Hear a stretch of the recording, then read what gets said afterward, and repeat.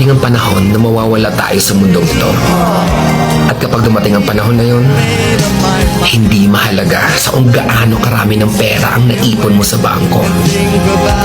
Hindi rin mahalaga sa kung gaano ka successful sa trabaho or sa business mo. At lalong hindi mahalaga sa kung gaano kaganda ng mukha at ng katawan mo.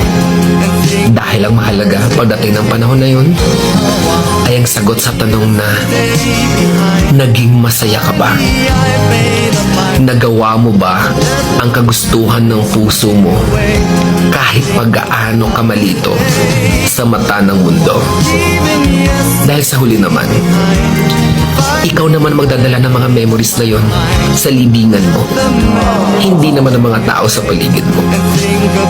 So make sure na bago pa dumating ang panahon na aalis na tayo sa mundong ito, siguraduhin mo sa sarili mo na magiging masaya ka at magagawa mo ang kagustuhan ng puso mo kahit pag-aano ka kontra ng mga tao sa mundo.